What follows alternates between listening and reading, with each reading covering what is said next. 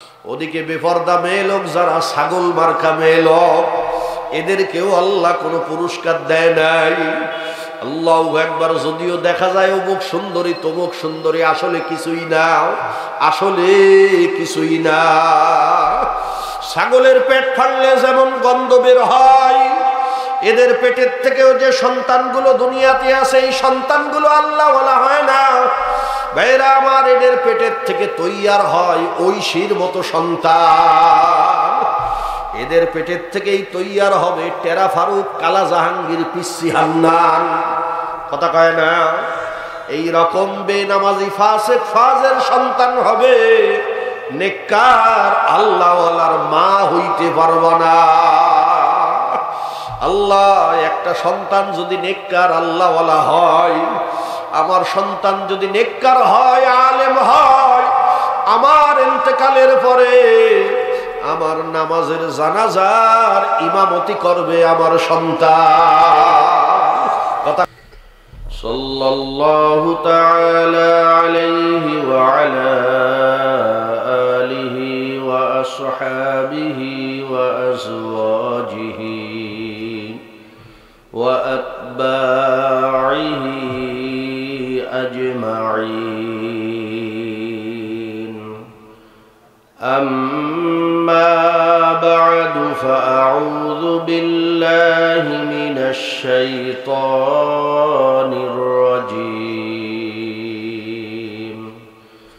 بسم الله الرحمن الرحيم. ولا تموتن إلا وأنتم مسلمون.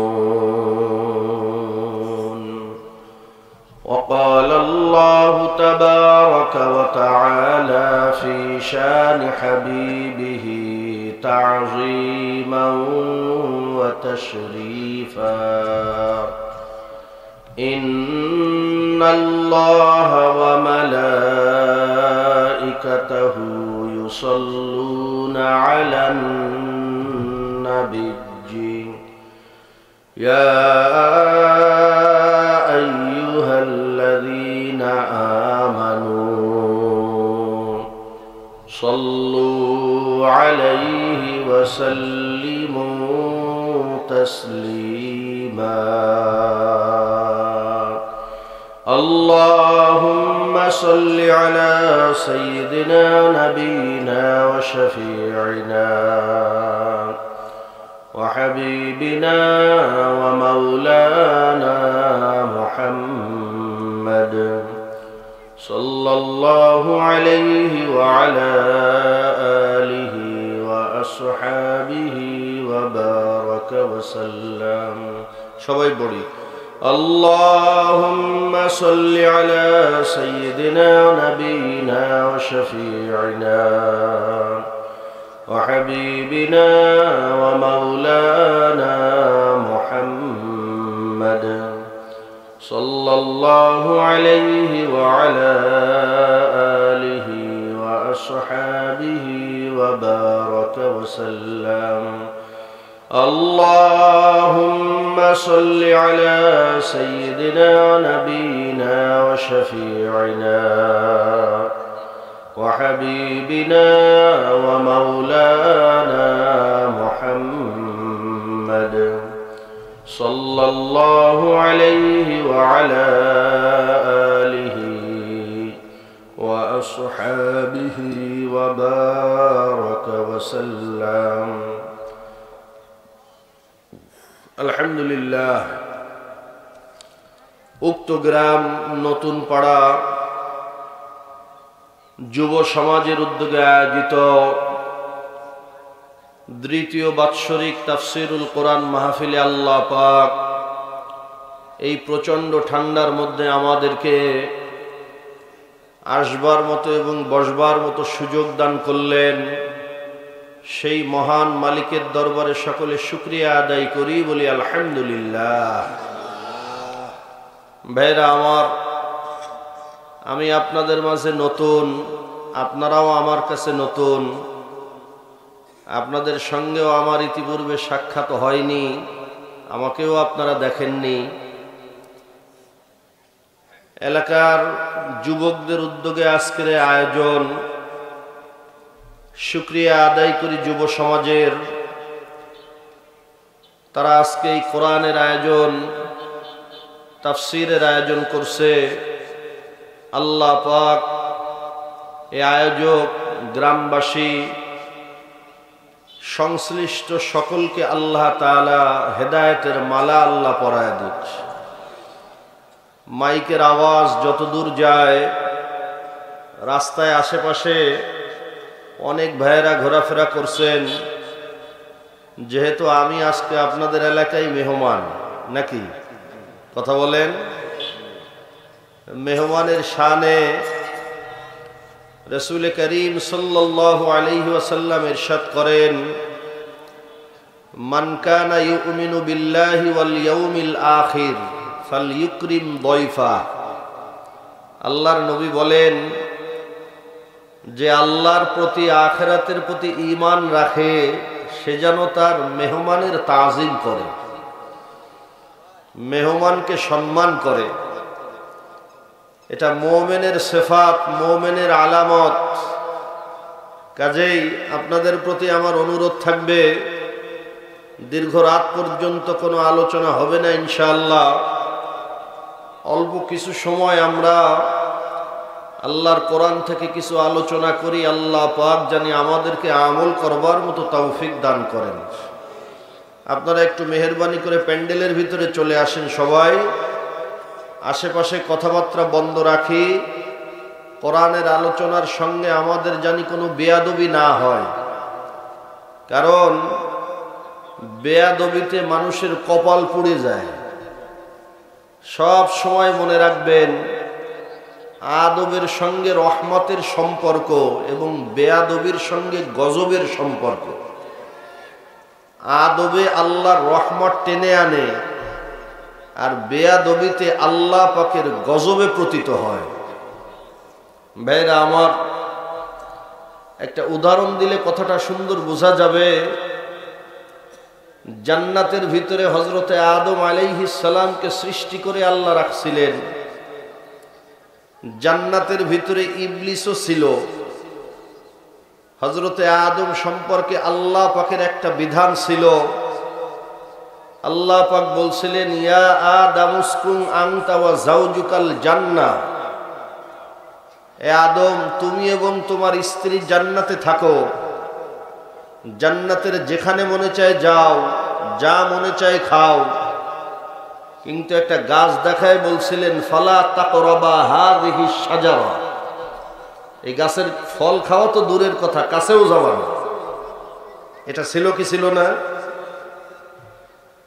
হযরতে আদম আলাইহিস সালাম আল্লাহ পাকের এই নিষেধের অমান্য করে ফেলছিলেন।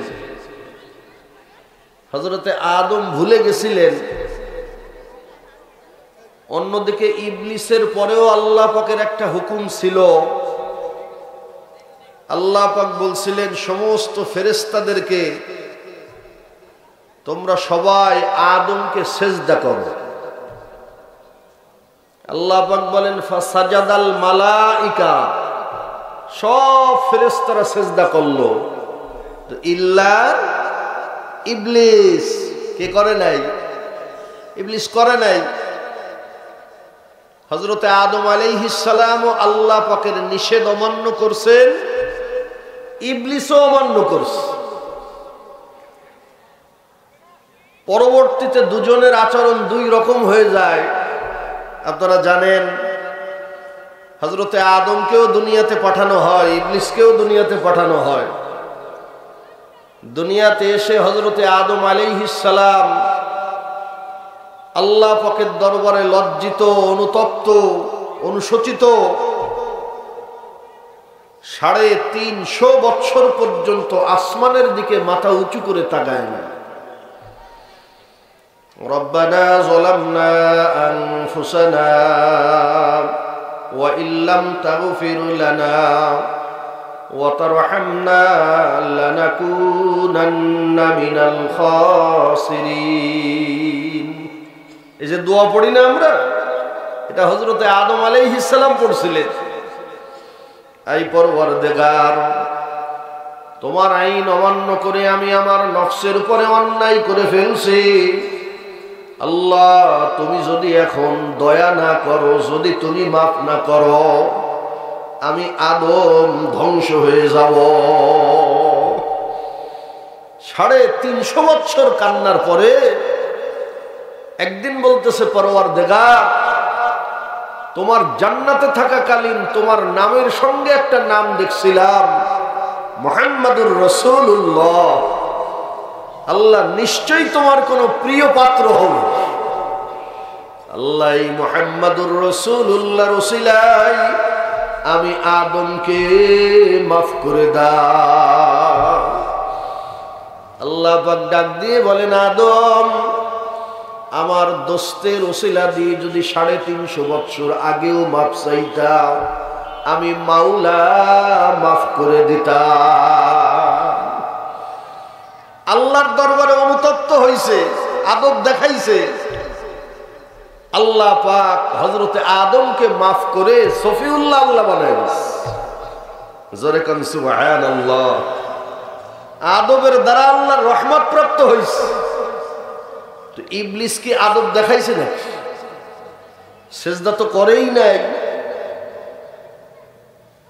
ভাইরা আমার, ইমামে গাজ্জালি রহমতুল্লাহ আলাইহি লেখেন, মুসা আলাইহিস সালামের জামানায় একবার ইবলিসের সাথে আল্লাহর নবী হযরতে মুসার দেখা।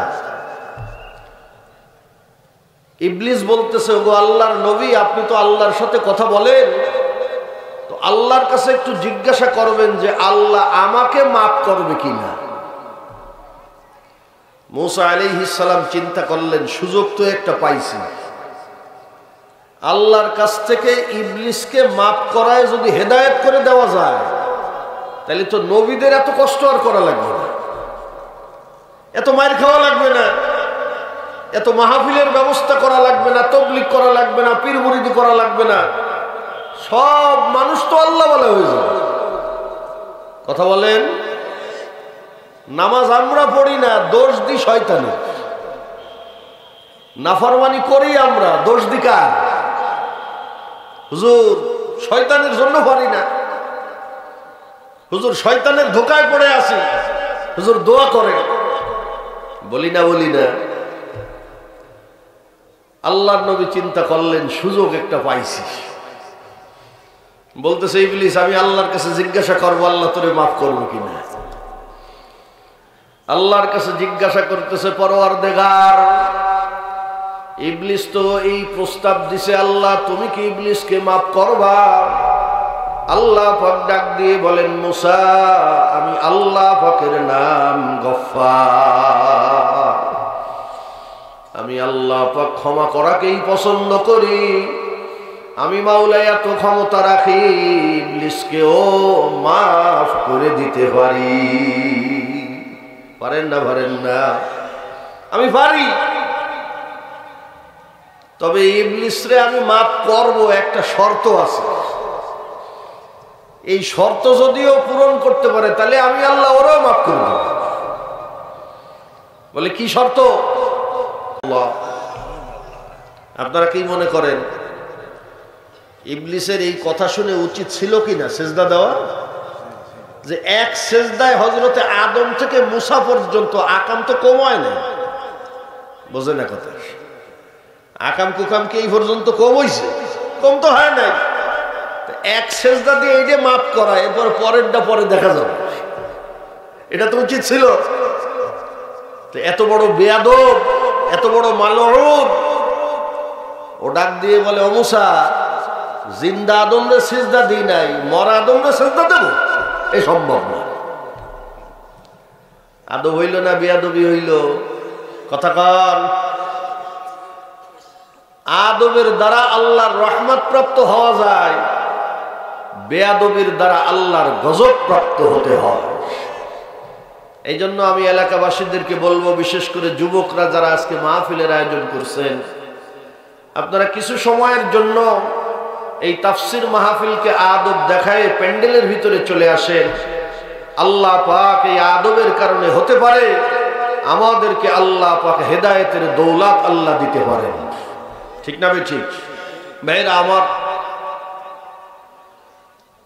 ওয়াজ মাহফিল আমরা করে থাকি, এই ওয়াজ মাহফিলের মূল উদ্দেশ্যটা কি এটা আমাদের জানা দরকার।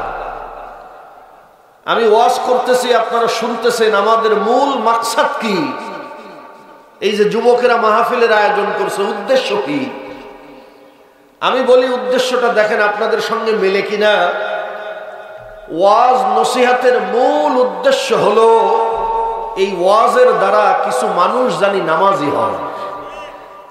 যদি ঠিক থেকে থাকে একটু আওয়াজটা জোরে দেবেন।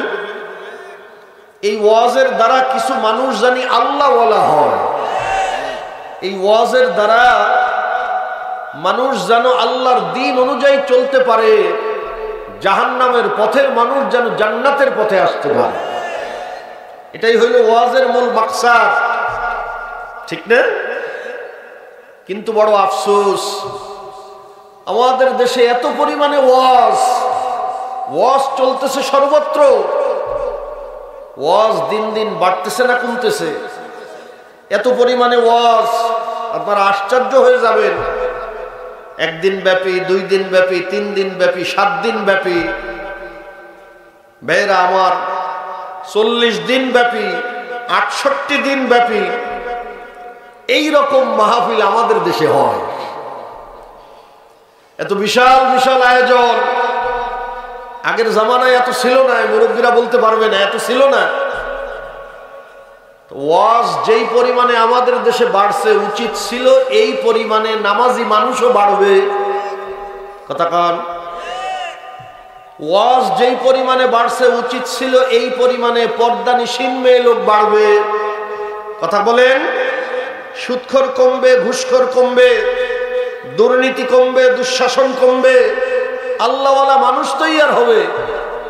কিন্তু আমরা দেখতেছি উল্টা, ওয়াজও বাড়তেছে, বেনামাজিও বাড়তেছে। ঠিক না বে ঠিক? আমাদের দেশে নামাজি বেশি না বেনামাজি বেশি? জোরে কন। আমাদের দেশে বেনামাজি বেশি। ভাইরা আমার, 92% মুসলমানের দেশ। এই দেশের মধ্যে 5 ওয়াক্ত নামাজ জামাতের সাথে আদায় করে মাত্র 2%। জুমার নামাজ পড়ে 5%। প্রমাণ নেন। আপনাদের এই উক্ত গ্রামে যত মুসলমান, এই মুসলমানেরা সবাই যদি নামাজি হয়ে যেত, এই গ্রামে মসজিদ যে কটা আছে বানানো লাগতো আরো 10 গুণ বেশি। নামাজ পড়ে না, মসজিদে যায় না, এই জন্য লাগে না। কি ঠিক না? সব এলাকাতেই অবস্থা, সব জায়গায় অবস্থা। ভাইরা আমার, নামাজ আল্লাহ পাকের ফরজ বিধান, দেদারসে মুসলমান নামাজ ছাড়তেছে। অনেক আল্লাহর বান্দা এই প্যান্ডেলের মধ্যেও আছে, খবর নেন, আশেপাশে আছে। আজকে এশার নামাজটাও পড়ে নেন। আমি আপনাদেরকে হাত তুলতে বলবো না, লজ্জা পাইতে পারেন। লজ্জা দেওয়ার জন্য তো আসি নেই, আছে না নাই? দিলের নিয়াত আল্লাহই ভালো জানে কার দিলে কি আছে। অনেকের দিলে এরকম থাকতেও পারে, আল্লাহ বাঁচাইলে ফজরও পড়বো না। ভাইরা আমার, তাহলে কি নামাজি বেশি না বেনামাজি? আপনারা অনেকে শিক্ষিত মানুষ আছেন এখানে। এই নামাজের প্রশ্নে আমাদের দেশে লক্ষ লক্ষ মানুষ মেহনত করে। আপনি জানেন না বোধহয়, আমাদের দেশে প্রায় 3.5 লক্ষর বেশি মসজিদ।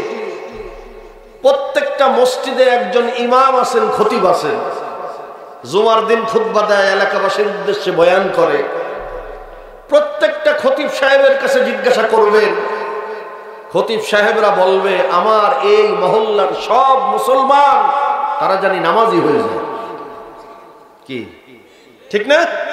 তাহলে 3.5 লক্ষ খতিব সাহেবদের উদ্দেশ্য বাংলাদেশের 18 কোটি জনতা মুসলমান সবাই জানি নামাজি হয়। এই যে হাজার হাজার ওয়াজ, হাজার হাজার উলামা ইকরাম বয়ান করে, প্রত্যেকের দিলের একই নিয়াত। আমি উক্ত গ্রামে আসছি, এই উক্ত গ্রামের সব মুসলমান জানি নামাজি হয়ে যায়। আমাদের দেশের তবলিগের মেহনত চলে, লক্ষ লক্ষ মানুষ মেহনতের পিছনে ব্যস্ত। যদি কোনো এলাকায় তাবলিগ ভাইয়েরা আসে, আসরের পরে গাছতে বের হয়, যুবকদেরকে ধরে, বিভিন্ন চায়ের আড্ডায় যায়, দোকানে যায়, তাওহীদের কথা, রিসালাতের কথা, ইমানের কথা বলে। ভাই নামাজ পড়ছেন? বলে না, নামাজ তো পড়ি নাই। বলে এই সাথে দিয়ে দিচ্ছি, মসজিদে যান, নামাজ পড়েন। বলে না, বলে না। লক্ষ লক্ষ তাবলিগের মেহনাতের সাথী ভাইদের উদ্দেশ্য এদেশের ৯২% মুসলমান জানি নামাজি হয়ে যায়। ভালো করে বুঝবেন। তাহলে এক নামাজের পিছনে লক্ষ লক্ষ মানুষের মেহনত হলো না? হলো না? জোরে বলেন, আওয়াজ জোরে দেবেন। এই লক্ষ লক্ষ মানুষ মেহনত করতেছে এদেশের সমস্ত মুসলমানদেরকে নামাজি বানানোর জন্য। এই মেহনত একদিন দুই দিন না, যুগের পর যুগ চলে আসতেছে। ঠিক না ঠিক? যুগের পর যুগ, লক্ষ লক্ষ মানুষের মেহনতের ফলাফল কি দাঁড়িয়েছে? ৯২% মুসলমানের মধ্যে 2% নামাজি, 5% জুমার নামাজ পড়ে, বাকি 87% ঠিক মতো নামাজ পড়ে না। এখন আসেন, আমাদের এই দেশের মধ্যে আল্লাহ পাক এমন কিছু ব্যক্তিবর্গ আল্লাহ তৈরি করছেন যাদের হাতে আল্লাহ পাক এমন পাওয়ার দিছেন, ওনারা যদি ইচ্ছা করে 1 ঘন্টার মধ্যে বাংলাদেশের ৯২% মুসলমানদেরকে নামাজি বানায় দিতে পারেন। কত ঘন্টা সময়? জোরে বলা লাগবে মুসলমান। মাত্র 1 ঘন্টার ভিতরে ৯২% মুসলমানদেরকে নামাজি বানায় দিতে পারেন।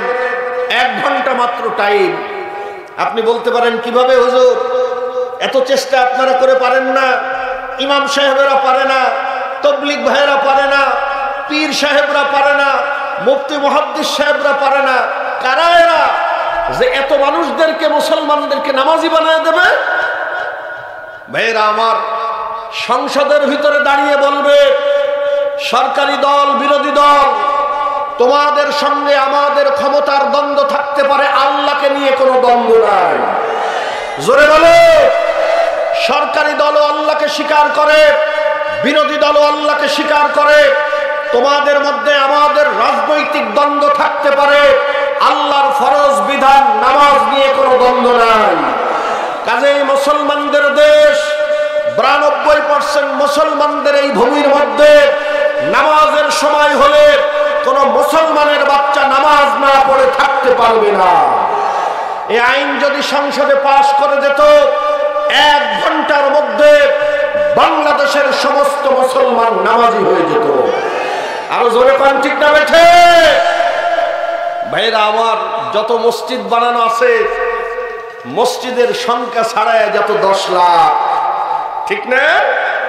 কিন্তু বড় পোড়া কপাল আমাদের জাতির, বড় আফসোস, বিগত 53 বছরের মধ্যে এমন কোন সরকার বাংলার মুসলমানের কপালে জোটে নাই যারা এই নামাজকে আল্লাহর সংসদে পাশ করতে পেরেছে। কথা কয় না? আওয়াজ এত কম দিলে হবে না। ভুল বলছি নাকি? জোরে কর। অথচ ইচ্ছা করলে এদেশের নামাজকে রাষ্ট্রীয়ভাবে প্রতিষ্ঠা করা সম্ভব ছিল, ঠিক না? কারণ 53 বছর রাষ্ট্রপ্রধান যারা হয়েছে, কোন হরিচরণের বাচ্চা হয় না, ঠিক না? ঠিক। মুসলমানেরা হয়েছে, কি স্বার্থের কারণে তারা করে নাই তারাই জানে। আমরা তো ভাবতাম যদি নামাজ কোন সরকার প্রতিষ্ঠা করত, হাসিনার মতো দেশ ছেড়ে পলাতে হতো না, কিয়ামত পর্যন্ত বাংলার সংসদে থাকতে পারতো তারা। তাদের বিরোধীদের জন্য ময়দানে যারা নামতো, আমরাই তাদেরকে সাইজ করে দিতাম। ভাইরা আমার, অথচ তারা করে নাই। আমরা কামনা করি আগামীতে বাংলাদেশের সংসদে এমন সরকার আসুক যারা আল্লাহর বিধানকে রাষ্ট্রীয়ভাবে প্রতিষ্ঠা করবে। আপনারা চান না চান না? কারা কারা চান একটু আল্লাহ হাত তোলেন। আয় আল্লাহ আপনি কবুল করেন, জোরে কান আমিন। ভাইরা আমার, এত ওয়াজ চলার পরেও মুসলমান নামাজ পড়ো না। ও যুবক রে, তুমি নামাজ পড়ো না রে বাবা। এত ওয়াজ চলতেছে এই জমিনের মধ্যে, এরপরেও আমাদের মা বোনেরা পর্দা করে না। বলেন তো দেখি, আমাদের সমাজে পর্দানিসীন মেয়ে লোক বেশি না বেপর্দা? কোনটা বেশি? ঘরে ঘরে বেপর্দা চলতেছে।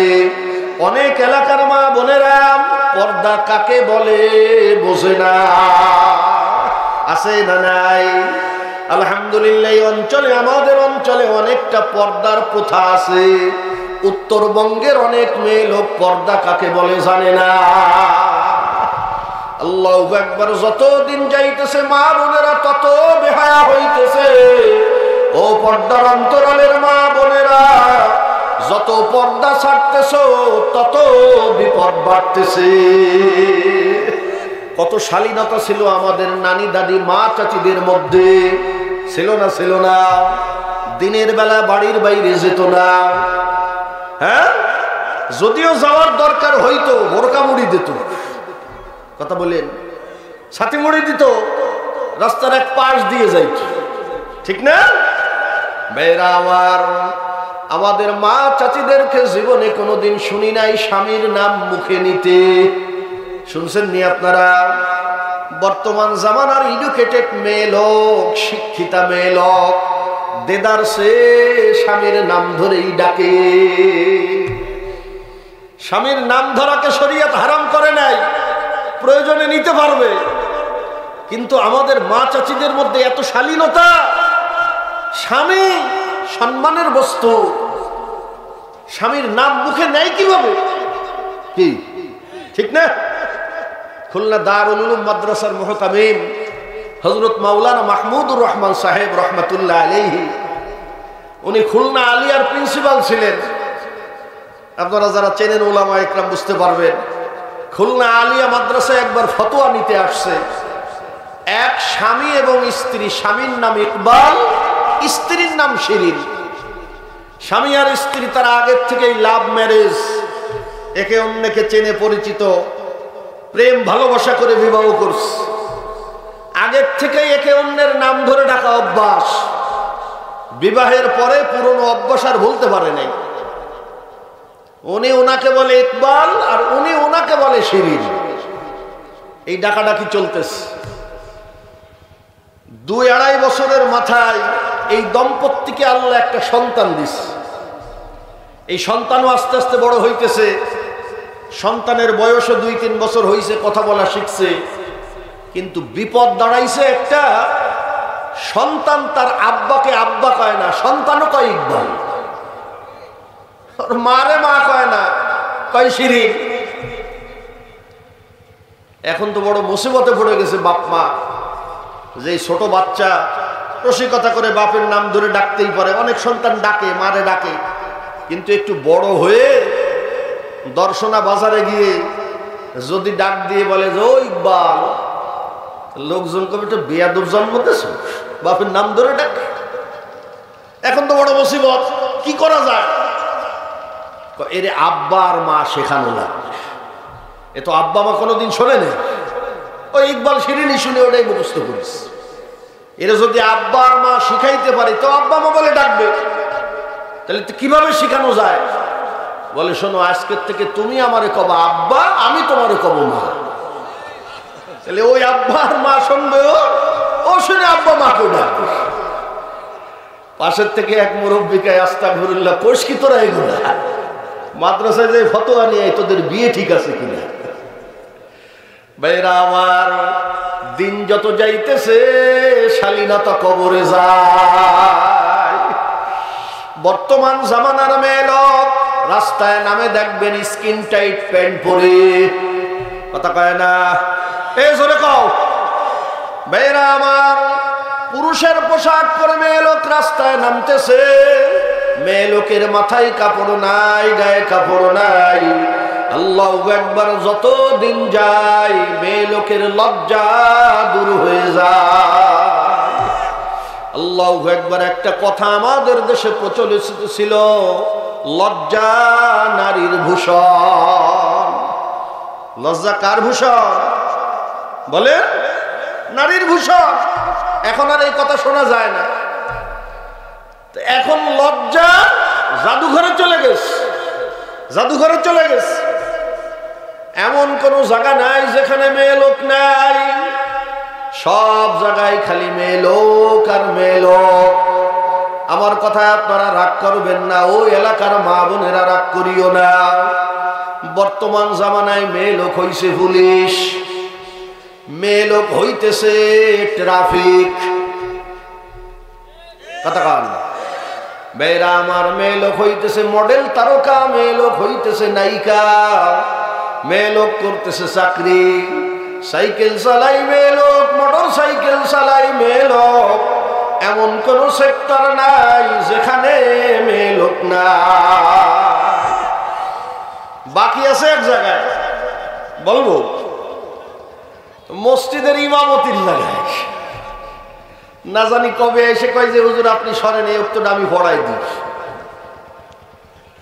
ওই অবস্থার দিকে তো দেশ চলে যাইতেছিল। কি কথা কয় না, দেশ যাইতেছিল ওই অবস্থার দিকে চলে। ওয়াজের মাহফিলে এসে ম্যাডাম বসতো পাশে, দেখেন নাই? জানে না? ওয়াজের মাহফিলে বসতো এসে। দেশ চলে যাইতেছিল যে ইমামতিও দখল করবে। ভাইরা আমার, বেপরদার বালা জমিনের সব জায়গায়, সব জায়গায়।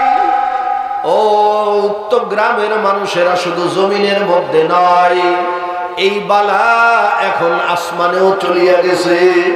হাজী সাহেব হজ করতে মক্কা মদিনায় যাবে, বিমানের মধ্যেও বালা আছে না? না, ওখানেও বালা, নামও দিছে বিমান বালা।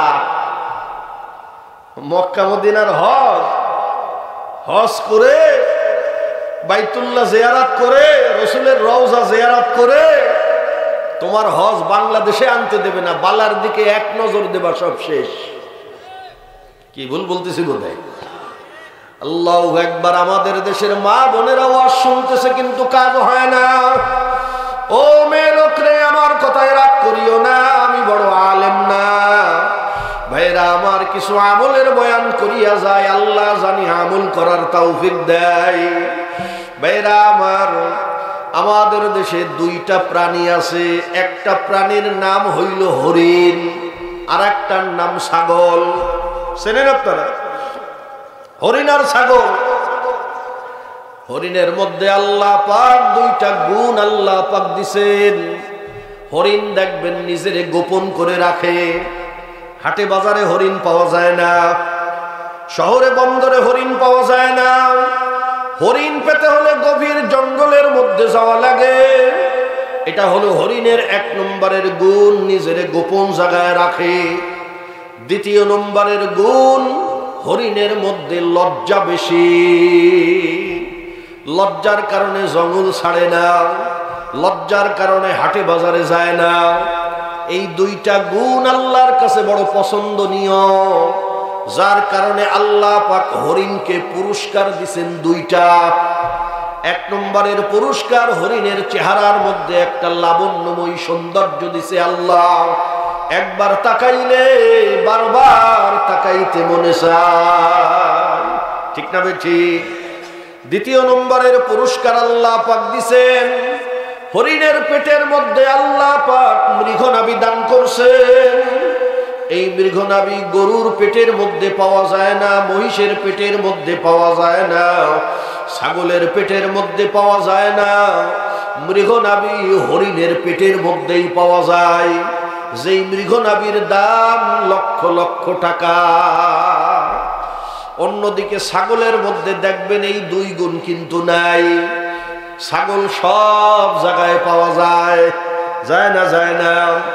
হাটে বাজারে রাস্তাঘাটে ঘরে বাইরে সব জায়গায় ছাগল পাওয়া যায়, নিজের গোপন করে রাখে না। ছাগলের মধ্যে হরিণের মতোই রকম লজ্জাও নাই, যার কারণে হরিণকে আল্লাহ পুরস্কার দিছেন কিন্তু ছাগলকে দেয় নাই। ছাগলের চেহারাটা কেমন পোড়া পোড়া লাগে, তাকাইতে মনে চায় না। ছাগলের পেট ফাড়লে মৃগনাভি পাওয়া যায় না, ছাগলের পেট ফাড়লে গন্ধ বের হয়। ও উক্ত গ্রামের আমার মা বোনেরা, ও আমার মায়েরা, ও আমার বোনেরা, আমার পরে রাগ করিও না রে মাগো। এই সমাজের মধ্যে যত মেয়ে লোক আছে, এই মেয়ে লোকও দুই প্রকারের মেয়ে লোক।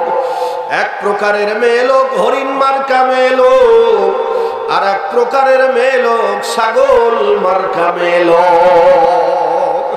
ভাইরা আমার, খবরদার আমার পরে রাগ করিয়েন না। আল্লাহু আকবার। হরিণ যেমন নিজেরে গোপন করে রাখে, দেখবেন সমাজের এক শ্রেণীর মেয়ে লোক নিজেরে গোপন করিয়া রাখে। এই মেয়ে লোক হাট করতে যায় না, বাজারে যায় না, মেয়ে লোক চাকরি করতে যায় না, মেয়ে লোক ব্রাকে রাফা হয় না, মেয়ে লোক পুলিশ হয় না, মেয়ে লোক ট্রাফিক হয় না, মেয়ে লোক নিজের সৌন্দর্য প্রদর্শন করে না, মেয়ে লোক মডেল হইতে যায় না, মেয়ে লোক নায়িকা হইতে যায় না। এই মেয়ে লোক নিজেরে গোপন করিয়া রাখে। এই মেয়ে লোকের মধ্যে লজ্জাও বেশি। লজ্জার কারণে দেওরের সঙ্গে দেখা দেয় না, লজ্জার কারণে বাসুরের সামনে যায় না, লজ্জার কারণে বাজার করতে যায় না। নিজের মধ্যে লজ্জা বেশি, নিজেরে গোপন করিয়া রাখে। চিৎকার করে বলেন, এই রকম মেয়ে লোক সমাজে আছে না? না,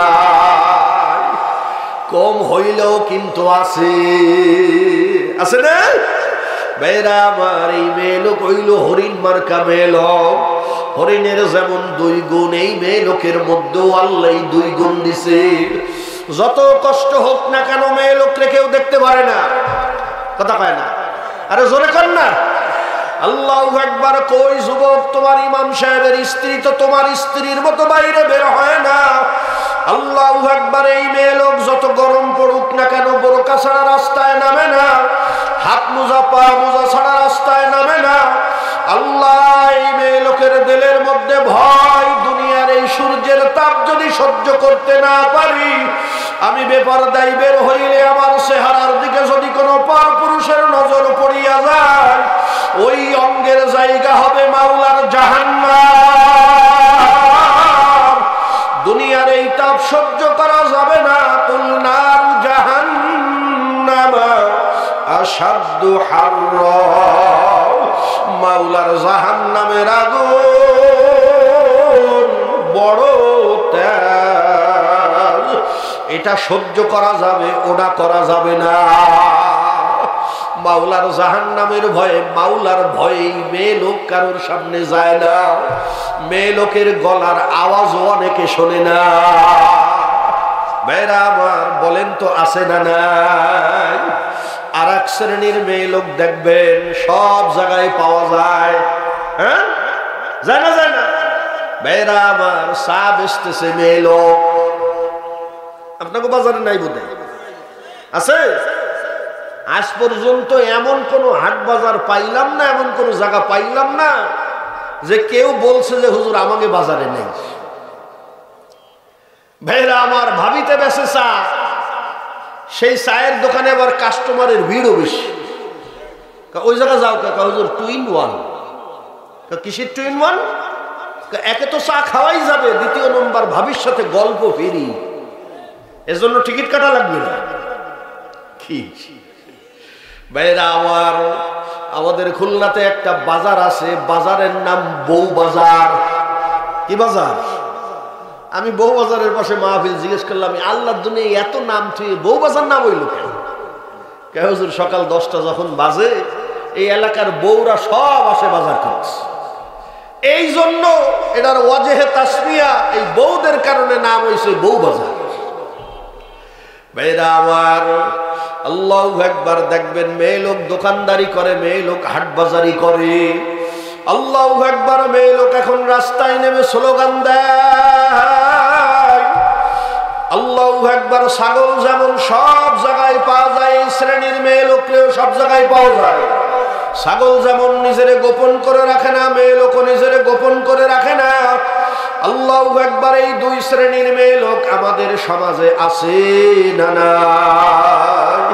ও মা বোনেরা, বারবার করিয়া বলতেছি, রাগ করিও না। হরিণ মার্কা মেয়ে লোক আল্লাহ পাক হরিণের মধ্যে দুই গুণ থাকবার কারণে যেমন দুইটা পুরস্কার দিছে, হরিণ মার্কা মেয়ে লোকের মধ্যে দুই গুণ থাকবার কারণে আল্লাহ পাক এই মেয়ে লোককেও পুরস্কার দেবে দুইটা। ও মা বোনেরা, ও পর্দানিসীন মেয়ে লোক মা, ও বোনেরা শোনো, হরিণের চেহারার মধ্যে আল্লাহ পাক এক নম্বরের লাবণ্যময় সৌন্দর্য মাওলাই দিছে। আল্লাহ পাক তোমার চেহারার মধ্যে একটা লাবণ্যময় সৌন্দর্য মাওলাই দেবে। আহারে, তুমি যদি কালো হও, ওই কালোর মধ্যেও থাকবে অনেক আলো। মাওলাই তোমার চেহারার মধ্যে নামাজের নূর ঢুকাইয়া দেবে। মাওলাই তোমার চেহারার মধ্যে পর্দার নূর ঢুকাইয়া দেবে। এমন সৌন্দর্য মাওলাই দেবে, স্বামী যখন স্ত্রীর চেহারার দিকে তাকাইবে স্বামীর কাছে বড় মজা লাগবে। স্বামীর নজর আর এদিক ওদিক যাবে না, জান্নাতি শান্তি আল্লাহ দুনিয়ায় দেবে। আল্লাহর নবী বলেন, কিয়ামতের ময়দানে এই জান্নাতি মেয়ে লোক, এই পর্দানিসীন মেয়ে লোককে আল্লাহ যখন জান্নাত দেবে, আল্লাহ পাক হুরদের চেয়েও 100 গুণ বেশি সুন্দরী বানাবে। হুরদের চেয়ে 100 গুণ বেশি। হুরদের সৌন্দর্য কেমন? নবী আমার বলেন, কোন একটা হুর যদি আসমানের নিচে একটু আঙ্গুল বের করত, সারা দুনিয়ায় আর চন্দ্র সূর্যের আলো লাগতো না। কোন একটা হুর যদি কোন সমুদ্রের মধ্যে একটু থুতু ফেলতো, সমুদ্রের নোনা পানি মিঠা হইয়া যাইত। আল্লাহু আকবার। এত সুন্দর হুরেরা হবে। নবী বলেন, হুরদের চেয়ে 100 গুণ বেশি সুন্দরী বানায় এই পর্দানিসীন মেয়ে লোককে আল্লাহ জান্নাত দেবে। এটা হলো 1 নম্বরের পুরস্কার। মাগো, 2 নম্বরের পুরস্কার আল্লাহ তোমারে দেবেন। হরিণের পেটের মধ্যে আল্লাহ মৃগনাভি দিছেন মা, তোমার পেটের মধ্যেও মাওলাই মৃগনাভি দেবে। হরিণের পেটের মৃগনাভির দাম লক্ষ লক্ষ টাকা। আল্লাহ তোমার পেটের মধ্যে যে মৃগনাভি দেবে, একটা মৃগনাভির দাম সারা দুনিয়া বেচলেও হবে না। আল্লাহ পাক তোমার পেটের মধ্যে আব্দুল কাদের জিলানীর মতো সন্তান মাওলাই দেবে। আল্লাহ তোমার পেটের মধ্যে বড় পীর সাহেবের মতো সন্তান দেবে। আল্লাহ তোমার পেটের মধ্যে চরমনাই হুজুরের মতো সন্তান দেবে, সদর সাহেবের মতো সন্তান দেবে, হাফেজি হুজুরের মতো সন্তান দেবে। আলেমের মা হইতে পারবা, হাফেজে কোরআনের মা হইতে পারবা, নেককার আল্লাহওয়ালা সন্তানের মা হইতে পারবা। কি বলেন, কথা ঠিক না বেঠিক? যত আল্লাহওয়ালা মানুষ দুনিয়াতে আছে বা বিদায় নিয়ে চলিয়া গেছে, তাদের মা ছিলেন বড় আল্লাহর ওলিয়া। মা যেমন তার পেটের ছাও তেমন। কথা কয় না? মা যদি আল্লাহওয়ালা হয়, ছেলেও আল্লাহওয়ালা হয়। মুর্শিদ চরমনার আল্লাহর কুতুব রহমাতুল্লাহ আলাইহি, সৈয়দ ফজলুল করিম রহমাতুল্লাহ আলাইহি, অনেকেই আপনারা চেনেন, অনেকে দেখেন নাই। ভাইরা আমার, উনি তো আল্লাহ পাকের বড় ওলি বান্দা ছিলেন। এই এক চরমনার পীরের ওসিলা এই বাংলাদেশের লক্ষ লক্ষ নামাজি হইছে। কথা কয় না? ঠিক না ঠিক? ভাইরা আমার, চরমনার পীরের প্রশংসা করার জন্য আমি আসি নাই। আল্লাহ কথার প্রয়োজনে ঘটনা চলে আসলো, তাই বলতেছি। উনার মা কত বড় আল্লাহওয়ালা ছিলেন। রান্নাঘরের মধ্যে একদিন রান্না করতেছে, ওনার আব্বাজান ঘরের বারান্দায় বসা। হঠাৎ করে ওনার আব্বার কানের মধ্যে কান্নার আওয়াজ। কোথার থেকে আওয়াজ? এদিক তাকায় ওদিক তাকায়, কোথাও কিছু দেখে না। খেয়াল করে দেখে রান্নাঘরের মধ্যে থেকেই কান্নার আওয়াজ। দৌড়ায় রান্নাঘরের মধ্যে গেলেন, সৈয়দের মা বলে ডাকতো, বলে ও সৈয়দের মা তুমি কান্দো কেন, কি হইছে তোমার? তোমার হাত কাটছে না কোনো কিছুতে কামড়াইছে নাকি আগুনে পুড়ছে, কি হইছে বলো? বলে না না কিছু হয় নাই। বলে না কিছু না হইলে মানুষ কাঁদতে পারে না, কি হইছে বলো? আল্লাহর বান্দি তখন ডাক দিয়ে বলে আপনি যে জাহান্নামের ওয়াজ করেন, এই জাহান্নামের বাস্তব নমুনা আমি চুলার পিঠে বসে দেখলাম। বলে কি দেখছো? বলে এই যে দেখেন চুলার মধ্যে আমি কাঠ ঢুকাই, চুলার এক মাথায় আগুন লাগে আর এক মাথা দিয়া পসপস করিয়া পানি বের হয়। আল্লাহ না করুন, আল্লাহ না করুন, আল্লাহ না করুন, আমার গুনার কারণে যদি মাওলায় আমার গায়ে জাহান্নামের আগুন লাগাইয়া দেয়, আহারে আমার মাথার ঘিলুগুলা ওই রকম টকবক করিয়া ভরবে, আমি সহ্য করতে পারবো না। ওই জাহান্নামের চিন্তায় আমার কান্না আসছে। আল্লাহ তো গ্রামের মা বোনেরা রান্না বান্না তো তুমিও করো রে মাগো, এই চিন্তা কোনদিন তোমার আমার আসে নাই। আল্লাহ আল্লাহ আল্লাহর কুতুব ডাক দিয়া বলে ও সৈয়দের মা তোমার কি জীবনের নামাজ কাজা হইছে নাকি? কত বড় মারাত্মক জটিল কঠিন প্রশ্ন। আমার তো মনে হয় মজলিসে আমরা কেউ জবাব দিতে পারবো না। জীবনে নামাজ কাজা দূরের কথা, দৈনিক কত নামাজ কাজা করতেছি আমরা। বলে তোমার জীবনে কোনোদিন নামাজ কাজা হইছে নাকি? এই মেয়ে লোক কিছুক্ষণ চিন্তা ভাবনা করে বলেন আলহামদুলিল্লাহ, আল্লাহর শুকর, আমার জীবনে ফরজ নামাজ কাজা হয় না। আলহামদুলিল্লাহ বাড়ি যেয়ে বললেন, জোরে কোন আলহামদুলিল্লাহ। একটু চিন্তা করার বিষয়, যেই মেয়ে লোকের জীবনে কোনোদিন নামাজ কাজা হয় নাই, এই মেয়ে লোক কোন তবকার আল্লাহর ওলিয়া বান্দা? বলে বলো কি, কোনোদিন ফজরের নামাজও কাজা হয় না? ওই জামানায় তো মাইক ছিল না যে মুয়াজ্জিনের ডাকাতে যদি ঘুম ভেঙে যাবে। কোনোদিন ফজরের নামাজও তোমার কাজা হয় না। মাদ্রাসার বোর্ডিং এর রান্না বান্না করো, বাবুর্চি নাই, মাহফিলে মেহমানরা আসে, কত রাত জেগে থাকা লাগে, কোনোদিন কি ফজরের নামাজও কাজা হয় নাই? বলে আলহামদুলিল্লাহ, আমার কোনোদিন ফজরের নামাজও কাজা হয় নাই। যখন ফজরের রক্ত হয়ে যায়, কে জানি আসিয়া আমার এই ডাকিয়া দিয়া যায়, মাল্লাহুল মাওলা ফালাহুল কুল, যে আল্লাহর জন্য হইয়া যায়,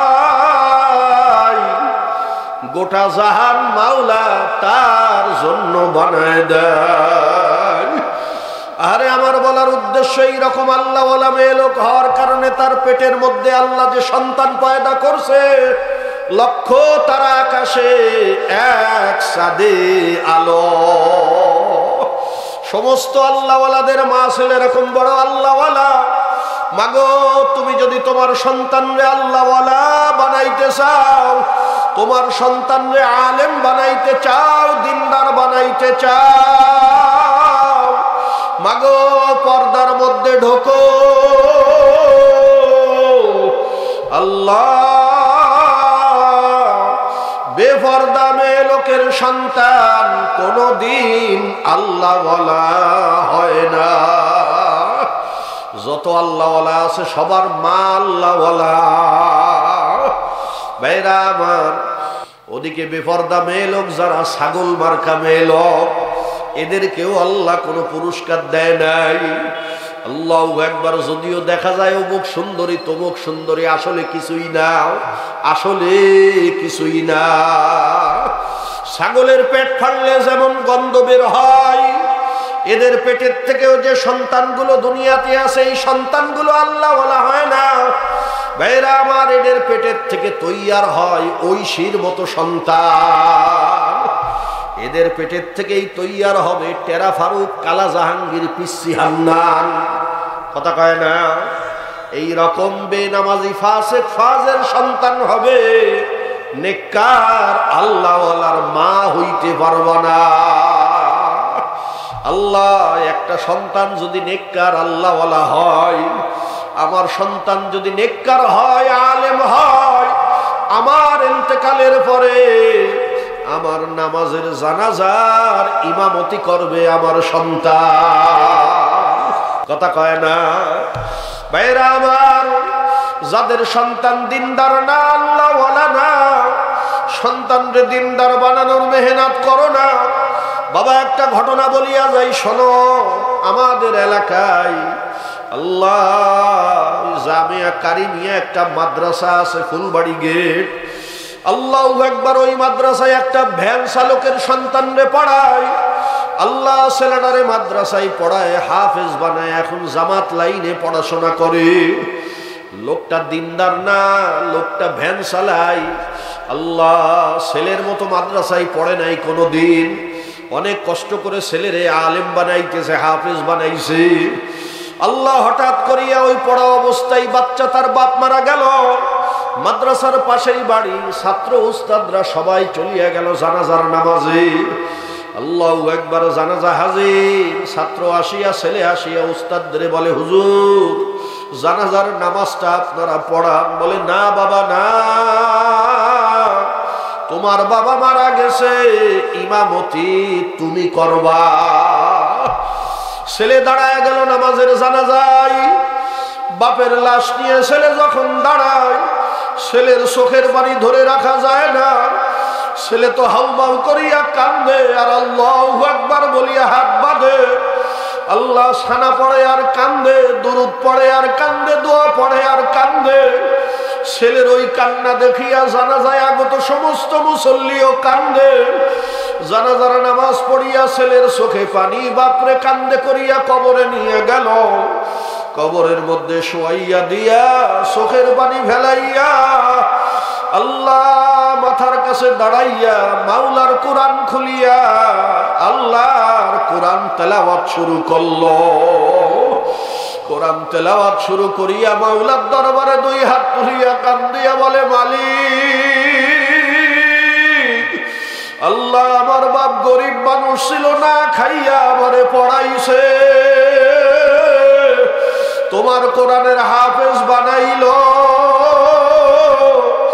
যেই বাপ আমারে তোমার কোরআন শিখাইল, তোমার কোরআনের হাফেজ বানাইল, ওই বাপরে কবরে শোয়াইলা। আল্লাহ, তুমি ছেলের জন্য বাপের দোয়া কবুল করো, বাপের জন্য ছেলের দোয়াও কবুল করো। ও মাওলা রে, আমার বাপের কবরটা তুমি জান্নাতের বাগান বানায় দাও। ভাইরা আমার, যতই আপন হোক না কেন, কবরে তো কেউ থাকবে না। থাকবে না কি জোরে কর? কেউ কবরে আপন হবে না। তোমারে আমারে শোয়াইয়া দিয়া যে যার বাড়ি গিয়া বাতি জ্বালাইবে। আরে অন্ধকার কবরে বিবি যাবে না, ছেলে মেয়ে যাবে না। কথা বলো কেন তোমরা? মেয়েরা আমার, সবাই চলিয়া গেল। ওই মাদ্রাসার এক উস্তাদ বলতেছে, আমি রাত্রে ঘুমাইছি, ঘুমের মধ্যে ওই সন্তানের বাপরে আমি স্বপ্ন দেখলাম। ওই সন্তানের বাপ ডাক দিয়া বলতেছে, হুজুর, আমার সারা জীবনের কষ্ট বৃথা যায় না। হুজুর ভ্যান চালাইয়া মানুষের এদিক থেকে ওদিক নিয়ে টাকা ইনকাম করি, আমি ছেলের পিছনে খরচ করলাম। আমার ছেলেরে আমি হাফেজ বানাইলাম, কোরআন শিখাইলাম। হুজুর, আমার টাকা বৃথা যায় না, আমার শ্রম বৃথা যায় না। আল্লাহ, আলেমের বাপেরা, হাফেজের বাপেরা, কষ্ট পাইও না। বহুত বড় প্রতিদান মাওলা রাখছে সামনে। বলে, হুজুর, আমার কষ্ট বৃথা যায় নাই। আমার ছেলে আমারে, হুজুর, আমারে কাফনের কাপড় পরাইছে, আমার ছেলে আমার খাটিরা কান্দে নেছে, আমার ছেলে আমার জানাজার নামাজের ইমামতি করলো, আমার ছেলে আমারে কবরে শোয়াইলো, আমার জন্য দোয়া করলো, ছেলের মুখের থেকে দোয়া বের হইতে দেরি লাগছে, আমার মাওলা কবুল করতে দেরি করে না। হুজুর, ওই সন্তানের দোয়ার ওসিলায় আল্লাহ আমারে মাফ করিয়া দিছে। বাবারে, কবরে তো তুমিও যাবা, আমিও যাব। আরে তুমি খেয়াল করিয়া দেখো, তোমার ছেলে নামাজ পড়ে না, তোমার ছেলে দাড়ি কামাই, তোমার ছেলে ইসলাম অনুযায়ী চলে না, তোমার জীবদ্দশায় তোমার ছেলে আল্লাহর নাফরমানি করে, আল্লাহর শত্রুতে পরিণত হইল। তুমি মনে করছো এই তোমার ইন্তেকালের পরে এই সন্তান তোমার জন্য দোয়া করবে না? কোনদিন করবে না। ভাইরা আমার, এই জন্য সন্তানদেরকে নেককার বানানো লাগবে, লাগবে না লাগবে না? সন্তানদেরকে নেককার যদি বানাইতে চাও, মা তোমার নেককার হওয়া লাগবে। আল্লাহু আকবার। তুমি যদি নেককার না হও, তোমার সন্তান আল্লাহ ওয়ালা হবে না। ভাইরা আমার, এই জন্য মা বোনদের পর্দায় থাকা লাগবে। আমি মুসাফির, আল্লাহ আমার দোয়া কবুল করবেন। আমি দোয়া করি, আল্লাহ তুমি আমাদের সবার সন্তানদেরকে নেককার আল্লাহ ওয়ালা বানায় দাও। জোরে কানা আমিন। ভাইরা আমার, আল্লাহু আকবার। এত ওয়াজ চলতেছে, এরপর সুদ কমে না সমাজের থেকে। সমাজের মধ্যে এখনো সুদের কারবারি আছে না নাই? জোরে কর। আল্লাহ, মুসলমান ঘরে ঘরের মধ্যে সুদ, ঘরে ঘরের মধ্যে কিস্তি ঢুকিয়া গেছে। আল্লাহ কিস্তিতে সব মুসলমান রেখাইছে। এই এলাকায় মনে হয় নাই? আছে? আল্লাহু আকবার। সুদ চলতেছে ঘরে ঘরে। আল্লাহু আকবার। নবী আমার বলেন, ভাইরা আমার, 1 দিরহাম পরিমাণ সুদ খাওয়া আল্লাহ 36 বার জেনা করার চেয়েও মারাত্মক অপরাধ। আল্লাহ, এত বড় গুনাহ।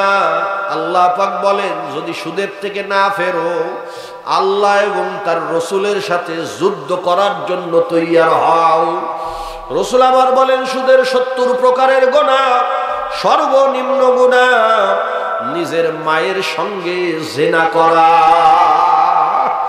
ও সুদখোরের দলেরা, ও ঘুষখোরের দলেরা, ভাইরা আমার, সমাজের মধ্যে এত অধপতন চলতেছে, ওয়াজও শুনতেছি, তাহলে এর দ্বারা বোঝা যায় আমাদের ওয়াজে কাজ হয় না। কি কথা ঠিক না বেঠিক? আমাদের ওয়াজের দ্বারা কাজ হইতেছে না। এর পিছনে কারণটা কি? এর পিছনে কারণ হইল আমাদের মধ্যে হেদায়েতের নিয়াত নাই। আমি বক্তা ওয়াজ করতেছি, আমার মধ্যে হেদায়েতের নিয়াত নাই। আমি নিয়াত করতেছি আমি বয়ান ভালো করব, আমার বয়ানের দ্বারা এই এলাকায় আরো 4-5টা দাওয়াত পাবো। আমি ওই দাওয়াত পাবো, আমার নিয়াত, হেদায়েতের নিয়াত নাই। কি ঠিক না? আল্লাহু আকবার। ভাইরা আমার, আমি আমার দ্বারাই বলতেছি, আল্লাহ, শ্রোতারা যারা ওয়াজ শুনতে যায় তাদের মধ্যে হেদায়েতের নিয়াত না। বক্তার বয়ান, গলার টন যদি ভালো হয়, যেই বক্তা হাসাইতে পারে, কমেডি করতে পারে, তার মাহফিলে লোকের অভাব নাই। হ্যাঁ, ওখানে তো আর চোখের পানি ফেলানো লাগবে না, ওখানে রুহের খোরাক নাই, নফসের খোরাক আছে, বড় হাসাহাসি হবে। হ্যাঁ, ওই বক্তার বয়ান যাওয়া লাগবে। আল্লাহু আকবার। কোরআন হাদিসের বয়ান শুনতে চায় না, আল্লাহ ওয়ালাদের বয়ান শুনতে চায় না। আমার দলের বক্তা যদি আছে বয়ান শুনব, আমার দলের বক্তা না হইলে ভুল ধরব। ভাইরা আমার, দেখবেন আয়োজক কমিটিও হেদায়েতের নিয়াত নাই। অনেক ক্ষেত্রে এরকম হয়। আল্লাহ, বক্তার মধ্যে যদি হেদায়েতের নিয়াত হয়, শ্রোতার মধ্যেও হেদায়েতের নিয়াত হয়, আয়োজক কমিটির নিয়াত যদি হেদায়েত হয়, আল্লাহর ফজল ও করমে ওই ওয়াজের দ্বারা মানুষ নামাজি হয়। কথা কয় না? লক্ষ লক্ষ প্রমাণ আছে এদেশে ওয়াজ নসিহতের দ্বারা লক্ষ লক্ষ বেনামাজি নামাজি হয়েছে। কথা কন ভাই, ঠিক না বেঠে? কত চোর, ডাকাত, গুন্ডা, বদমাইশ নেককার আল্লাহ ওয়ালা হয়ে গেছে। ঠিক না? ভাইরা আমার, এই হেদায়েতের নিয়াতে আপনাদের সামনে আল্লাহ পাকের কোরআনের ছোট্ট একটা আয়াতের অংশ তেলাওয়াত করছি, আমি দ্রুত শেষ করে দেব। মেহেরবানি করে সবাই একটু খেয়াল করেন। এ যুবকের দল, এই আয়াতের আলোকে দু চারটা কথা বলেই শেষ করে দেব, তারপরে খেয়াল করো। এলাকার যুব সমাজ মাহফিলের আয়োজন করছো, খুব ভালো কথা, আলহামদুলিল্লাহ। আমার মাইকের আওয়াজ যত দূর যায় আমি সবাইকে উদ্দেশ্য করে বলতেছি, খুব খেয়াল করে শোনে। মাথাটা নিচের দিকে নামায়া দিয়ে কানের কানটা আমার দিকে রাখেন, এদিক ওদিক তাকানো যাবে না। এদিক ওদিক তাকাইলে দুনিয়ার খেয়াল কলমের মধ্যে ঢুকবে। মাথাটা নিচের দিকে নামাইয়া দিয়া হেদায়েত পাওয়ার নিয়াতে কথাবার্তা গুলা শোনেন। ও যুবক, আল্লাহ পাক তোমারে আমারে মুসলমানের ঘরে আল্লাহ বানাইছে। যদি আল্লাহ ইচ্ছা করতেন আমাদেরকে হিন্দুর ঘরে বানাইতে পারতেন। কথা কয় না, জোরে কর। আল্লাহ পাক আমাদেরকে খ্রিস্টানের ঘরে দিতে পারতেন, বৌদ্ধের ঘরে মাওলাই দিতে পারতেন। একটা হিন্দু সারা জীবন দুর্গার পূজা করে, সারা জীবন লক্ষ্মীর পূজা করলো, সারা জীবন সরস্বতীর সামনে মাথা নত করলো, কিয়ামতের ময়দানে এই হিন্দু জাহান্নামে যাবে, এটা যুক্তিতে মেনে নেওয়া যায়। কারণ তো সারা জীবন শিরক করছে, ঈমান আনে নাই, বেঈমান হয়ে দুনিয়ার থেকে গেছে। এ মুসলিম যুবক, ও উক্ত গ্রামের মা বোনেরা, ও মুসলমানের দলেরা, ভালো করিয়া খেয়াল করে বোঝো, মাওলাই তোমারে আমারে কোনো হিন্দুর ঘরে মাওলাই বানায় নাই। আহারে, তুমি আমি দুর্গার সামনে মাথা নত করি না, লক্ষ্মীর পূজা দিই না, কালীর পূজা দিই না, সরস্বতীর পূজা তুমি আমি দিই না। সারা জীবন মুসলমানদের সঙ্গে থাকলাম, মুসলমানদের সঙ্গে উঠা বসা করলাম, লেনদেন করলাম। কিয়ামতের ময়দানে যদি তোমার আমার হাতে জাহান্নামের হ্যান্ডকাপ লাগিয়া যায়, এর চেয়ে বড় আফসোস আর হইতে পারে না।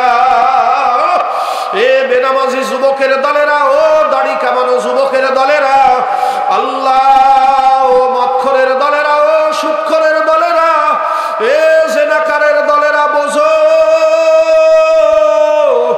আহারে ঈমান আনছি তো মাওলার জাহান্নামে যাব না বলে। ভাইরা আমার, ঈমান আনছি যেন কিয়ামতে জাহান্নামে যাওয়া না লাগে। কি কোন কথা ঠিক না ঠিক? কারণ মাওলার জান্নাতে যাবে শুধুমাত্র ঈমানদারেরা। কোন বেঈমান জান্নাতে যেতে পারবে না, কোন খ্রিস্টান জান্নাতে যেতে পারবে না, কোন হিন্দু জান্নাতে যাইতে পারবে না, কোন মুশরিক জান্নাতে যাইতে পারবে না। জান্নাতে যাবে কারা? জোরে কর, কারা যাবে? জান্নাতে যাবে ঈমানদার। একটু কমাই দেন তো। জান্নাতে যাবে শুধুমাত্র ঈমানদারেরা। ও যুবক রে, ঈমান আনার পরেও যদি কিয়ামতের ময়দানে তোমার আমার জাহান্নামের ফয়সালা হয়, বলো ঈমান আনিয়া লাভটা কি? আহারে, আমি তো ঈমান আনছি, আমি মাওলার জাহান্নামে যাব না, কারণ আমি মাওলার জাহান্নামের আযাব সইতে পারবো না। মাওলাই যে জাহান্নামের বয়ান শোনাইছে, আল্লাহর নবী যে জাহান্নামের বয়ান শোনাইছে, ওই জাহান্নামের একটা সেকেন্ডের আযাব সহ্য করার ক্ষমতা কোন মানুষের নাই। এ যুবক রে, মাওলার জাহান্নামের আগুন তো দূরের কথা, দুনিয়ার আগুনও সহ্য করতে পারবি না। আহারে, দুনিয়ার আগুনের মধ্যে আঙ্গুল ঢুকায় তুমি কিছুক্ষণ রাখিয়া দেখিও কেমন তেজ। আর আল্লাহর নবী বলেন জাহান্নামের আগুন কত তেজের আগুন, দুনিয়ার আগুনের সে 70 গুণ তেজের আগুন জাহান্নাম। আল্লাহ, দুনিয়ার আঙ্গুল হাতে লাগলে হাত জ্বলে, পায়ের ক্ষতি হয় না, পায়ে লাগলে পা জ্বলে, হাতের ক্ষতি হয় না। আল্লাহ না করুন, আল্লাহ না করুন, যদি জাহান্নামের আগুন শরীরের কোনো এক জায়গায় লাগিয়া যায়, জ্বলতে জ্বলতে কলিজা জ্বলিয়া যাইবে। জাহান্নামের আগুন ঠান্ডা হবে না। এ যুবক রে, ও বেনামাজি, সহ্য করতে পারবি না। আল্লাহ, ও বেপরদা মা বোন, সহ্য করতে পারব না। আর জাহান্নামীদেরকে মাওলাই যখন জাহান্নামে দেবে এই 3.5 বডির মানুষ বানায় দেবে না। এ যুবকরা শোন বাবা, জাহান্নামী মানুষের আকৃতি কেমন হবে? আল্লাহর হাবিব বলেন জাহান্নামী মানুষের এক কাদের থেকে আর এক কাদের দূরত্ব হবে মক্কার থেকে মদিনার যত দূরত্ব, এত দূরত্ব এক কাদের থেকে আর এক কাদের হবে। আল্লাহ জাহান্নামী মানুষের গালের মধ্যে মাওলাই যে দাঁত গুলা বানাইবে, এক একটা দাঁত হবে উহুদ পাহাড়ের মতো। আল্লাহ এত বড় বিশাল দেহ বানাইয়া জাহান্নামের ফয়সালা যখন হইয়া যাবে, দুনিয়াতে দেখবেন যখন জজ সাহেব রায় দিয়া দেয় 3 বছর 5 বছর 10 বছর যাবজ্জীবন কারাদণ্ড, একদল জেলের পুলিশ চলিয়া আসিয়া হাতের মধ্যে কয়রা লাগাইয়া মাজাই দড়ি লাগাইয়া টানতে টানতে নিয়া জেলের মধ্যে ঢুকায়। আরে জাহান্নামীদের ফয়সালা যখন মাওলাই দিয়ে দেবে, আল্লাহ জাহান্নামের মধ্যে একদল ফেরেশতা মাওলাই বানাবে যারা জাহান্নামের ফেরেশতা, এদের নাক দিয়ে মুখ দিয়া শুধু আগুন বেরোইতে থাকবে। জাহান্নামের শিকলা নিয়া ওই জাহান্নামীরে পেছাইয়া পেছাইয়া জাহান্নামের আগুনের শিকল দিয়া বাঁধবে, টানতে টানতে নিয়া জাহান্নামে ফেলাইবে। এ যুবক রে বাবা, আসল কথা হইল তুমি আমি এখনো হেদায়েত পাই নাই। যুবক রে, হেদায়েতের দৌলত পাইলে তুমি নামাজ না পড়িয়া থাকতে পারতা না। এ যুবক, হেদায়েতের দৌলত পাইলে তুমি দাড়ি কামাইয়া আল্লাহর নবীর কলিজায় আঘাত করতে পারতা না। এ মেয়ে লোক, তুমি হেদায়েতের দৌলত পাইলে তুমি বেপরদা বেহায়াপনা চলতে পারতা না। তুমি হেদায়েতের দৌলত পাইলে তুমি তোমার নফসরে বুঝাইতা না খাইয়া মরব, তবু ওষুধ নেব না। আমার খাওয়ানোর মালিক তো আল্লাহ। খাওয়ানোর মালিক কে? জোরে কা, আরো জোরে বলো কে? খাওয়ানোর মালিক যদি আল্লাহ, তা আমি কেন পায়খানা খাবো? আমি কেন হারাম খাবো? আমি কেন সুদ খাবো? খাবো না। ফয়সালা করবে আমার মাওলা। আসলে বাবা, হেদায়েতের দৌলত পাই নাই, যার কারণে এই বদনসিব আমাদের। মুসলমানের ঘরে জন্ম নিয়েও যদি হেদায়েত না পাই, এর চেয়ে বড় আফসোস আর হইতে পারে না। ও ইমানদারের দলেরা শোনো, আমি জায়াতের অংশ তেলাওয়াত করছি, আল্লাহ পাক ডাক দিয়ে বলে, ও ইমানদারেরা শোন, তোদের তো একদিন মরা লাগবেই লাগবে, না মরিয়া কেউ থাকতে পারবি না। তোর বাপ থাকতে পারে নাই, তোর দাদা থাকতে পারে নাই, পরদাদা থাকতে পারে নাই, কেউ থাকতে পারবে না, মরা একদিন লাগবেই লাগবে। ও ইমানদার, ও উক্ত গ্রামের আব্দুল্লাহ, ও রহিমা খাতুন, ও কারিমা খাতুন, ও আব্দুর রহমান, শোনো, মাওলাই ডাক দিয়া বলে, মুসলমান না হইয়া মরিস না। বাবারে, তুমি মুসলমান হইতে পারছো কিনা নিজের দিকে নিজেই খেয়াল করো। আল্লাহ, তুমি তোমার আমলের দিকে তাকাও, তুমি তোমার নিজের নফসের দিকে তাকাও। আল্লাহ, আমার জবাব আমি দেব, তোমার জবাব তুমি দেবাও। কারোর দিকে তাকানোর দরকার নাই। মাথাটা নিচের দিকে নামাইয়া নিজের কাছে জিজ্ঞাসা করো, আমি কি খাঁটি মুসলমান হইতে পারলাম কিনা? এ যুবক, ফজরের আজান দেয়, তুই নাকটা নিয়া ঘুমাও। জোহরের আজান দেয়, তুই কাজকর্মের মধ্যে ব্যস্ত, মসজিদে গেলি না। যুবক রে, আসরে মসজিদে গেলি না, মাগরিবে গেলি না, এশার নামাজ কেরাম বোর্ডের মধ্যে কাটা। এশার নামাজ চায়ের আড্ডায় টেলিভিশনের সামনে কাটাইলি। যুবক রে, এশায়ও মসজিদে গেলি না। মসজিদে নামাজ চলে রাস্তা দিয়া, তুই হাঁটো, তুই মসজিদে যাও না। যুবক, তুই নামাজ পড়ো না, তুই কেমন মুসলমান? এ যুবক, খেয়াল করিয়া দেখ, আল্লাহ এই হাত কত মেয়ে লোকের গায়ে লাগাইছো, কত মেয়ে লোকের সঙ্গে জেনা করলি, কত মেয়ে লোকের ইজ্জত নষ্ট করলি রে বাবা, কত মদ পান করলি, কত গাঁজা পান করলি বাবা রে। কেমন মুসলমান,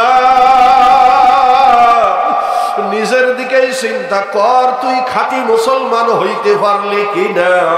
আল্লাহর হাবিব বলেন, আমার কোন উম্মত যদি দাড়ির মধ্যে খুর মারে, ওই উম্মত দাড়িতে খুর মারল না, ও জানি আমি রাসূলুল্লাহর কলিজায় খুর মারল। বাবা তুই মুসলমানের সন্তান, আর কতকাল আল্লাহর নবীর কলিজায় খুর মারবি? এ যুবক রে, তুই কি ফিরবি না? যুবক তুই কি মাওলার কবরে যাবি না? ও যুবক, তুমি মনে করছো বুড়া হওয়ার পরে মরবা? না রে যুবক, না। দেখো না কত যুবক স্ট্রোক করিয়া মারা যায়, কত যুবক হার্ট অ্যাটাক করিয়া মারা যায়, কত যুবক অ্যাক্সিডেন্ট করিয়া মারা যায়। বাবা তোমার মরণ কখন হবে তুমি বলতে পারবা না, আমার মরণ কখন হবে আমি বলতে পারবো না। এই যে খুলনার থেকে স্ত্রী ছেলে মেয়ে রাখিয়া আপনাদের চুয়াডাঙ্গায় আসলাম, আবার স্ত্রী ছেলে মেয়ের কাছে ফিরিয়া যাইতে পারবো এই রকম গ্যারান্টি আমার নাই। বাবা এই রাত্র তুমি পাইছো, আগামীকাল সূর্যের মুখ দেখতে পারবা কিনা তুমি জানো না। হইতে পারে এই মাহফিল আমার জীবনের শেষ মাহফিল, এই রাত তোমার জীবনের শেষ রাত। কি কামাই করলা, কি নিয়া কবরে রওনা হইলা? বাবারে তুই মুসলমান হইতে পারছো কিনা নিজেই চিন্তা কর। এ যুবক রে, তুই নামাজ পড়ো না, তুই রোজা রাখো না, আল্লাহর দিন অনুযায়ী বাবা তুমি চলো না।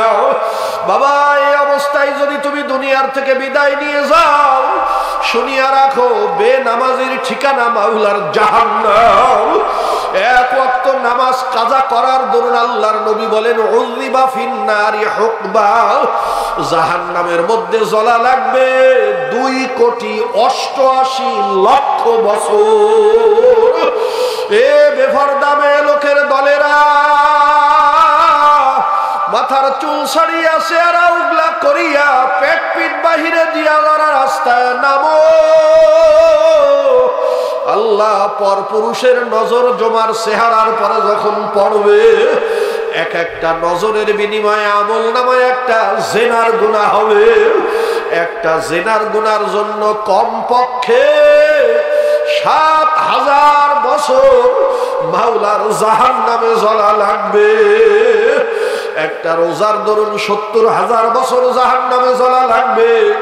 একটা মিথ্যা কথার দরুন 70,000 বছর জাহান্নামে জ্বলা লাগবে। বাবা আহারে, আমল নামার মধ্যে তো গুনাহ ভরা। ও যুবক তোমার বয়স 30 বছর, ও যুবক তোমার বয়স 35 বছর, ও মা তোমার বয়স 40 বছর, ও বাবা তোমার বয়স 50 বছর। পিছনের জিন্দেগির দিকে একটু নজর করো, আমল নামার দিকে তাকাও। আমল নামার মধ্যে দেখো যুবক রে, যার মহাব্বতে পড়িয়া তুমি আল্লাহর নবীর কলিজায় আঘাত করলা, একটু চিন্তা করিয়া দেখিও এরা কেউ তোমার আপন না। বাবা এই রাতের বেলায় যদি তোমার চক্ষু বন্ধ হইয়া যায়, তোমার বাড়িতে তোমারে আর উঠাইবে না, তোমার বিল্ডিং এর মধ্যে তোমারে আর উঠাইবে না। এই ঠান্ডার মধ্যে তোমার মা গায়ের মধ্যে লেপ্তশোক দেবে না, একটা চাদর নাসিয়া একটা চাদর দিয়া ঢাকিয়া রাখবে। আল্লাহ গায়ের জামা কাপড় গুলা কাইসি দিয়া ক্যাসকাস করিয়া কাটিয়া খুলিয়া নেবে। আল্লাহ মশারি টানাইয়া গরম পানি করিয়া জনমের মতো তোমারে গোসল দেওয়াইয়া বাড়ির সামনে আনিয়া লাশখানা রাখবে আর বলবে, ও বাড়ির ছেলে মেয়েরা, আহারে তোদের বাপ চলিয়া যায়, জীবনে আর আব্বুরে দেখতে পারবি না, জনমের মতো দেখিয়া নে। আহারে 4 বছরের বাচ্চাটা দৌড়াইয়া আসিয়া লাশের পরে পড়িয়া যাইবে, ডাক দিয়া বলবে, আব্বু কোথায় যাও, আব্বু কেমন ঘুমাইলা, কেন কথা বলো না, আব্বু রে তুমি চলিয়া যাও, কে আমার জন্য মজা আনবে। বাবা ছেলে মেয়ে কাঁদবে, স্ত্রী ফুফায় ফুফায় কাঁদবে, বন্ধু বান্ধব কাঁদবে, জানাজার নামাজ খানা দিয়া কান্দে করিয়া নিয়ে যাবে কবরের স্থানে। ওই কবরের পাশে নামাইয়া তোমারে আমারে ধরাধরি করিয়া শোয়াইয়া দিয়া, আহারে বাঁশের শালিগুলা দিয়া, হোগলা পাতা দিয়া, জুম জুম করিয়া মাটি চাপা দিয়া, যে যার বাড়িতে চলিয়া যাইবে, যুবক তোর কবরে কেউ যাবে না। আরে এখন তুমি বুঝবা নামাজ না পড়ার মজা, এখন তুমি বুঝবা দাড়ি কামানোর মজা, এখন তুমি বুঝবা সুদের মজা, বেপরদার মজা। এ গান বাজনার পাগল, আমাদের কি বোকা মনে করছো নাকি রে বাবা? এই যে মাথায় টুপি রাখছি, মুখে দাড়ি রাখছি, লোকে আমাদের বলে চাচা চাচা বলিয়া ইনসার্ট করে, সমাজের মধ্যে মানুষ দাম দিতে চায় না। বাবারে এই যে বাসের মধ্যে ট্রেনের মধ্যে করিয়া বাংলাদেশের বিভিন্ন জায়গায় সফরে যায়, আল্লাহ পাক পবিত্র থাকা কত কষ্ট, এই ঠান্ডা পানি দিয়া ওযু করিয়া নামাজ পড়া কত কষ্ট, এত কষ্ট স্বীকার পরেও আল্লাহর ফজল করমে মাওলার শুকরিয়া নামাজ কাজা করি না বাবা, বিবিরে বেপরদাই ছাড়ি না, দাড়ি কামাই না, মাথার টুপি ফেলাই না। আমাদের বোকা মনে করছো নাকি রে বাবা? না না না, এখনো সময় আছে, খাঁটি মুসলমান হও, মাওলার দরবারে চোখের পানি ফেলাইয়া কাঁদো। এ বেনামাজির দলেরা মাওলার দরবারে চোখের পানি ছাড়িয়া কান্না শুরু করিয়া দে। আরে আমার মাওলা বড় দয়ার মাওলা, আমার মাওলা বড় মায়ার মাওলা। আল্লাহ সারা জীবনের অন্যায় করিয়া মাওলার দরবারে যদি তওবা করতে পারো, আমার মাওলাই ওয়াদা করছে তোর জিন্দেগীর সব গুনাহ আল্লাহ মাফ করিয়া দেবে। বাবা আমি আসছি এই তওবার নিয়তে, যে যেখানে আসো ছুটিয়া প্যান্ডেলের মধ্যে কিছু সময় বসিয়া যাও। আহারে আমরা এখন তওবা করব, মাওলাই জানি আমাদের মাফ করিয়া দেয়। আসো বাবা প্যান্ডেলের মধ্যে একটু চলিয়া আসো, যারা দাঁড়ায় আসো ঢুকিয়া যাও, মাওলার দরবারে চোখের পানি ফেলাইয়া কাঁদো যুবক, দরজাওয়ানি তওবা কর দেয় সেওয়ায় পয়গম্বরী। ও যুবক রে, এই যুবক অবস্থায় যদি মাওলার দরবারে তওবা করতে পারো, মাওলাই তোর মর্যাদা বাড়ায় দেবে। আহারে ওয়াশাবুন নাশা ফি ইবাদাতিল্লাহ, যেই যুবক যৌবনকালটা মাওলার গোলামির মধ্যে কাটাইবে, কিয়ামতের ময়দানে মাওলাই ডাক দিয়া বলবে, যুবক রে আয় আয় যুবক আয়। এ যুবক তুই যৌবন অবস্থায় নামাজ কাজা করো নাই, দাড়ি কামাও নাই, জেনা ব্যভিচার করো নাই, কত মেয়ে লোক তোরে ডাকছিল আসো গল্প করি, আসো নির্জনে সময় কাটাই, তুমি যাও নাই। ফজরের আজান দিল, লেপটা লাথি মারিয়া ফেলাইয়া মসজিদে দৌড়াইয়া গেল। আরে দাড়ি কাটে নাই, মাথার টুপি ফেলে নাই, যুবক রে মাওলাই ডাক দিয়ে বলবে, আসো যুবক,